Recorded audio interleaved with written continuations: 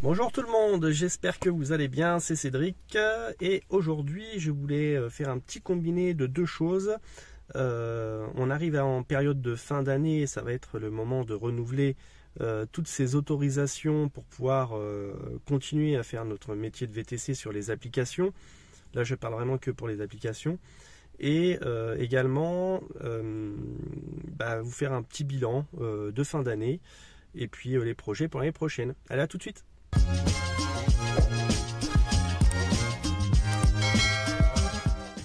Si tu es déjà chauffeur VTC, tu sais que là, en cette période de fin d'année, on a toutes nos attestations, nos documents en fait que tu fournis aux applications pour pouvoir prouver que tu es en règle.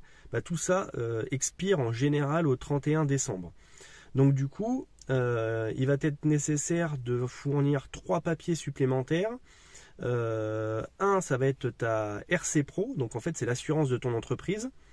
En général, voilà, ça se termine soit au 1er janvier, soit au 31 décembre. Donc tu vas devoir, soit tu as reçu le papier, dans ce cas-là, tu le fournis, tu le prends en photo ou tu le scannes et puis tu le fournis aux applications.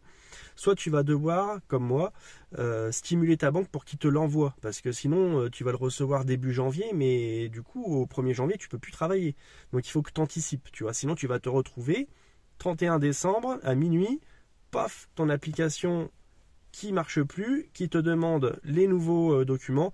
Bon, en général, les applications, quand même, elles t'envoient des rappels régulièrement pour te dire, attention, tu dois mettre à jour tes documents, sinon tu pourras plus rouler, quoi.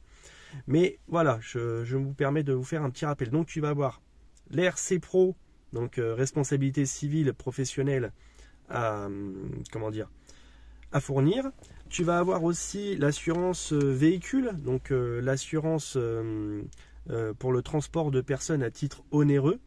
Et il faut bien que sur ton assurance, ton attestation d'assurance, ce soit marqué pour le transport de personnes à titre onéreux. Donc ça c'est hyper important, et donc pour l'année prochaine, et que ce soit au nom de ta carte grise. Voilà. Si ta carte grise elle est à ton nom propre, il faut que l'attestation se soit marquée à ton nom propre. Si c'est au nom de l'entreprise, il faut que ce soit marqué au nom de l'entreprise. Je vous dis ça parce que l'année dernière, il m'avait un petit peu embêté avec ça, parce que j'avais demandé une attestation, on m'en avait fourni une, mais il n'y avait pas le nom de ma société dessus, et du coup ça avait, ou mon nom propre, et ça n'avait pas marché, quoi. J'avais dû demander autre chose. Bon, voilà, je vous le dis. Et tu vas avoir également un 3e document à fournir. C'est le RIR. Le RIR, c'est le relevé d'informations restreint. Alors, en tout cas, c'est comme ça qu'il s'appelle dans les dans les applications encore à aujourd'hui. Sauf que entre-temps, il y a une nouvelle loi qui est passée en novembre 2024 qui a changé en fait la législation autour de ça. Et maintenant, ça s'appelle plus comme ça. Ça s'appelle l'autorisation de droit à conduire sécurisé. Donc ADCS, l'ADCS. Moi je me suis repris à plusieurs fois parce qu'il existe aussi un RII, le relevé d'informations intégrales, je crois. Et moi j'avais transmis ce document-là aux applications et je comprenais pas pourquoi ça marchait. Alors je me suis dit peut-être qu'ils voient que la première page, alors je vais essayer de leur envoyer la 2e page et ça marchait pas non plus. Et en fait, ce qu'ils demandent, c'est ça, c'est le document ACDS, autorisation de conduire. C'est quoi sécurisé. Enfin voilà, c'est ça. Donc ne sois pas surpris si c'est pas le RIR que tu envoies, parce que ça s'appelle plus comme ça. Ça, tu vas le prendre sur un site. Je te mettrai le nom du site ici. Qui s'appelle Mon permis de conduire ou quelque chose comme ça. C'est nouveau. Enfin. C'est nouveau entre guillemets, quoi. C'est quelque chose qui est assez récent, quoi. Donc voilà pour la partie, on va dire, législation qui va te permettre de continuer à rouler pour l'année prochaine. Bon, maintenant, on arrive en période de fin d'année, il y a les bilans et tout ça, donc il faut que tu transmettes tous tes documents, toutes tes factures, tes dernières factures, etc. à tes attestations de relevés fiscaux. Si tu le fais au fur et à mesure de l'année, si tu transmets tout ça à ton comptable, au fur et à mesure de l'année, t'as pas de problème, tu vois. Ça va pas te prendre beaucoup de temps, tu as juste celle de décembre qui va arriver, tu la transmets, puis voilà. Si tu as pris du retard, bon courage parce que ça va être long. Ça va être long. Moi, comme je vous dis, j'ai une application qui s'appelle Time. Ça c'est pour mes factures, c'est-à-dire que toutes mes dépenses de société, je les prends en photo directement avec mon téléphone et ça s'envoie directement à mon comptable sur la ligne. Alors des fois ça se met automatiquement sur la ligne. Par exemple, je vais te donner un exemple. Je vais m'acheter un sandwich quelque part, je prends en photo le ticket de caisse et en fait, vu les informations du ticket de caisse, le montant et le montant de la transaction, ça va se relier directement sur la même ligne sur mon application. La plupart du temps ça fonctionne comme ça. Des fois ça marche pas, il faut que je le fasse manuellement, mais bon, c'est quand même assez pratique. Quand je dis manuellement, il faut juste que j'associe la bonne photo à la bonne ligne. Donc chaque mois, en général vers la fin du mois ou le début du mois d'après, je check toutes mes lignes pour voir que j'ai bien un document pour chaque ligne. Et puis voilà, puis c'est bon. Après, tu peux faire un export de tous tes documents sur ton ordinateur, comme ça. Voilà, si jamais un jour tu as des soucis, au moins tu as tout ça avec toi sur ton PC. Mais ça, c'est assez facile. Donc là, oui, il y a le bilan, il y a le compte de résultat qui est en train de se faire. Si tu as un comptable, normalement, c'est lui qui gère et qui va te dire ce que tu as besoin pour clôturer cette année. Mais d'un ordre général, je vous dis pour moi, comment ça se passe là. J'arrive un peu à avoir de la clientèle privée. Encore aujourd'hui, là, j'ai un client privé. Là, je suis devant la sécurité sociale de Troyes. C'est un client que j'ai amené ici de par un partenaire que j'ai démarché, qui m'a appelé. C'est une association d'aide à domicile qui m'a chargé d'accompagner ce monsieur jusqu'ici. Voilà. Ça tombe bien, il habite pas très loin de chez moi et il vient jusqu'à Troyes. Donc ça fait quand même une bonne trotte. Il y a presque 60 km, même un peu plus pour l'amener jusqu'ici. Et puis il y a le retour aussi. Et plus l'attente, là actuellement, je suis en train de l'attendre. Donc tout ça, ça fait, voilà, c'est pas mal. Donc j'ai quelques clients comme ça. La semaine prochaine, je me retrouve à Paris. Pareil, j'ai un client, j'ai deux clientes que j'amène à Paris lundi et que je vais rechercher vendredi. Donc c'est pas mal aussi, c'est une bonne prestation et d'autant plus que j'en profite, c'est les fêtes la semaine prochaine et j'ai des choses à faire à Paris, donc ça tombe très bien. Ça me paye mon voyage et puis en plus ça me fait travailler en même temps, donc c'est tout bénef, c'est très bien. J'ai quelques clients comme ça, mais malheureusement j'en ai pas tous les jours, ce qui quand même tranche un petit peu avec mon quotidien de la région bordelaise où j'arrivais à avoir des clients tous les jours à Bordeaux. J'avais vraiment tous les matins et tous les fins de journée des clients privés, plus voilà, je faisais de l'application entre.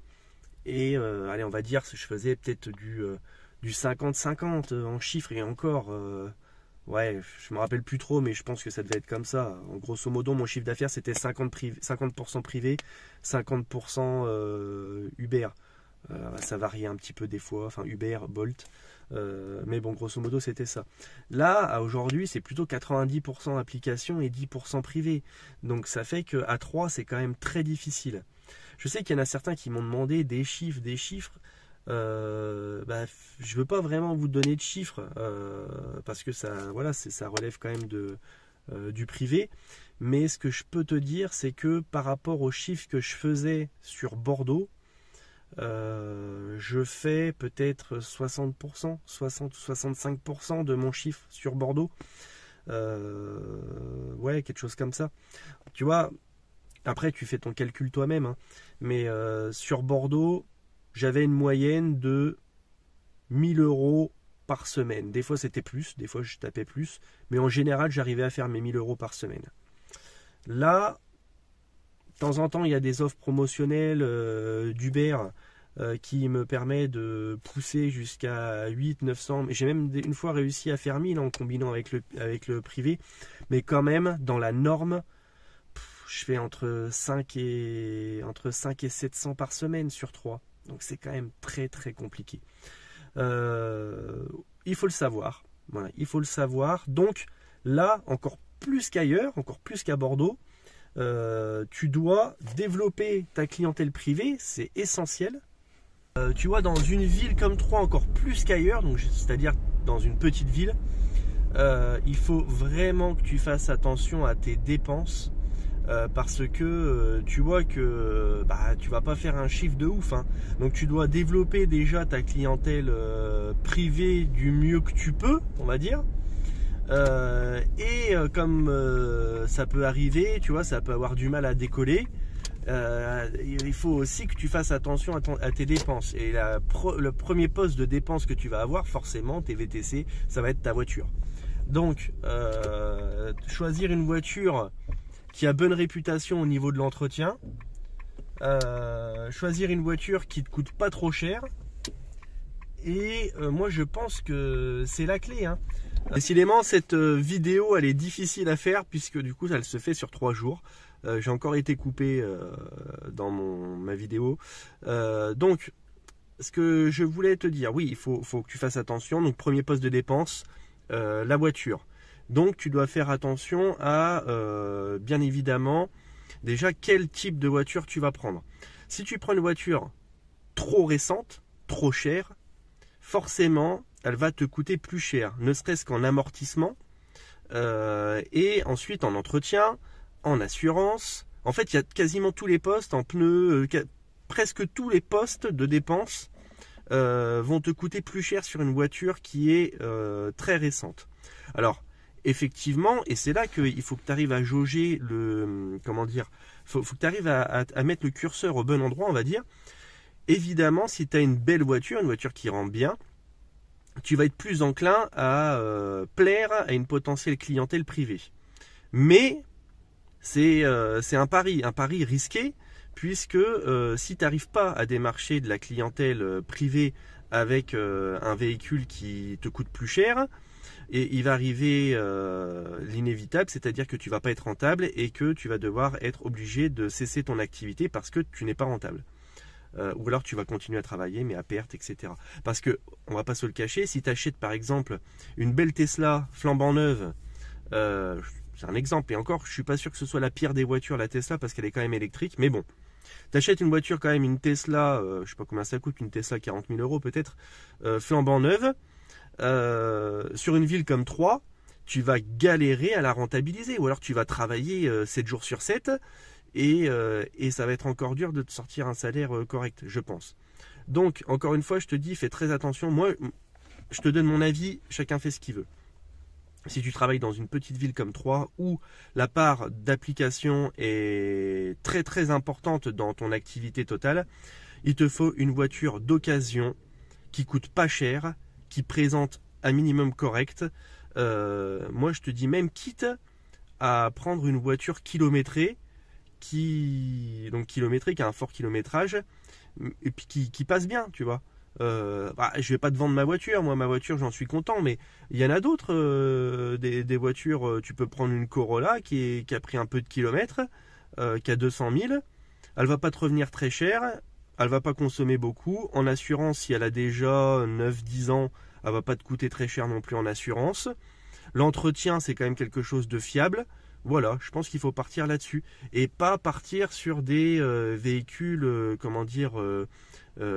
ultra chers qui vont te coûter un bras en entretien. Voilà, moi je pense ça. Il y a un taxi qui vient de passer juste devant moi.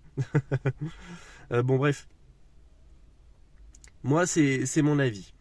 Et n'oublie pas, si tu aimes ce que je fais, laisse-moi un like et pense à t'abonner. Ensuite, petit tips que je peux te donner, même si je ne suis pas forcément la référence, mais si je peux te donner un petit truc en plus, c'est par exemple, j'ai une application que j'utilise pour mettre de l'essence.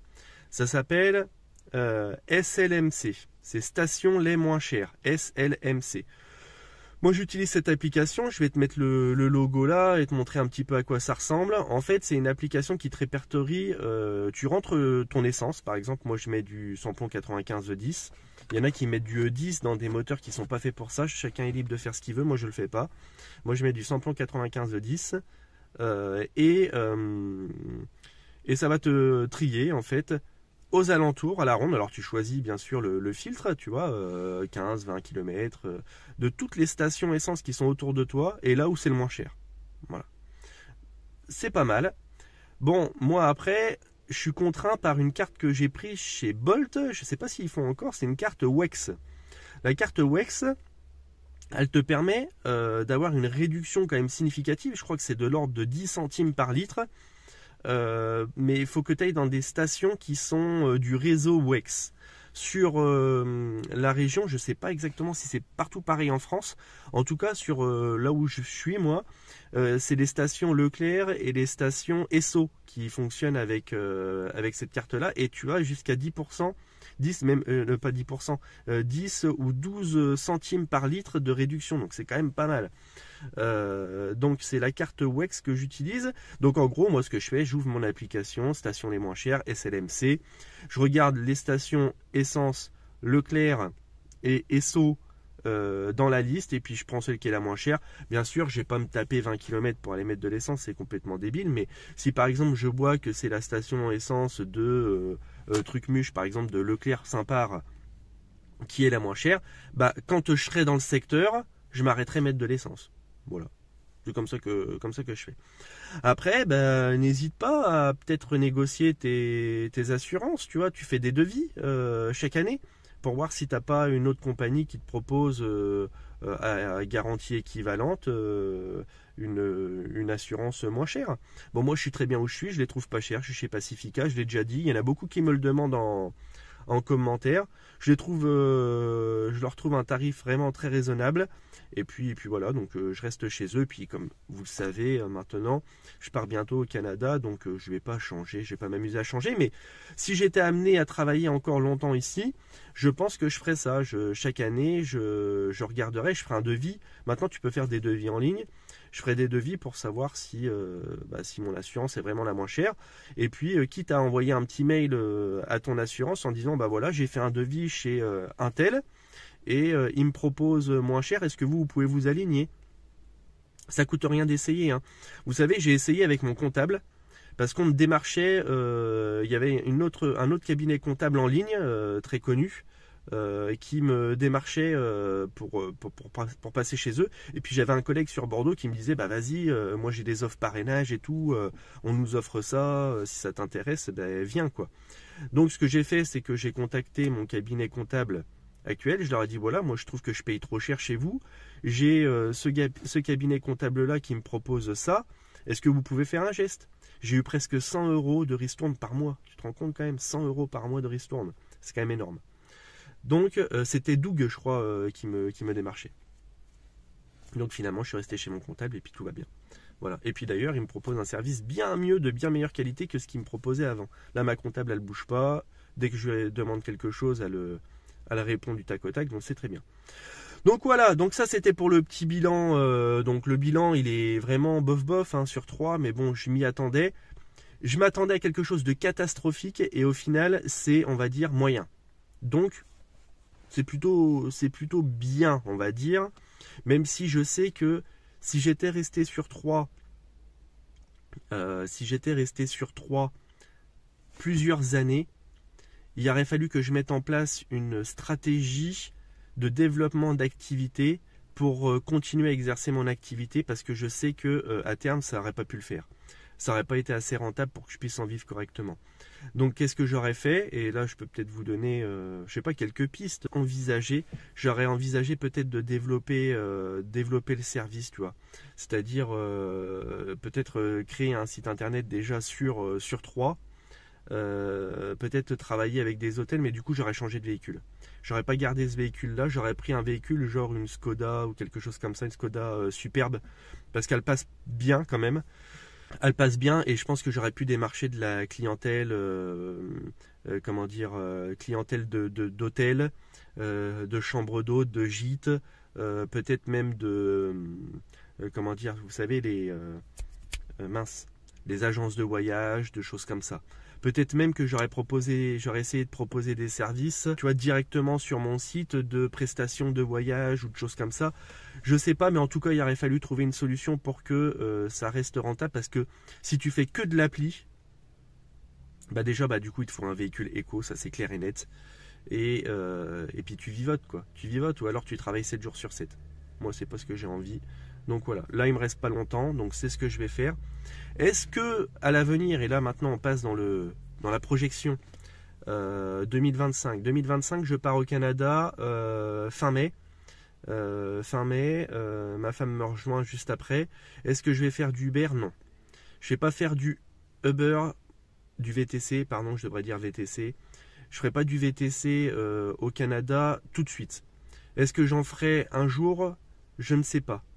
J'ai des voitures qui passent devant moi, c'est pour ça mon regard il est attiré vers en face, mais c'est pas ma première option. C'est pas ma première option, mais je ferme pas du tout la porte à ce que ça puisse être un complément de revenu, ou ne serait-ce que pour vous, c'est-à-dire pour comment dire, pour continuer à vous faire quelques vidéos, parce que je trouve ça intéressant. Et vous me direz en commentaire si ça peut vous intéresser ou pas, comme ça m'aidera à savoir si c'est quelque chose qui pourrait vous plaire ou pas. Pour un nouvel arrivant dans un pays étranger, réussir à commencer comme ça un petit peu du Uber, et bien sûr ça je ferai ça sur mon activité, sur mon temps libre, mais je sais pas, honnêtement, voilà, je veux pas vous donner de fausses pistes ou pas, mais c'est quelque chose que peut-être je ferai ou peut-être pas, j'en sais rien. En tout cas, je continuerai à vous faire des vidéos sur cette chaîne, ça c'est sûr. Peut-être sur des thèmes différents. Donc la chaîne peut-être qu'elle évoluera en fonction de moi, ce que je ferai. Parce que ça peut être aussi intéressant pour vous si vous envisagez un jour de partir dans un autre pays. Ça peut peut-être être intéressant pour vous de voir un petit peu mon quotidien. Voilà, j'ai été chauffeur Uber 2 ans ici en France. Là, je pars dans un autre pays. Comment je m'y prends, comment ça va être quand je vais arriver.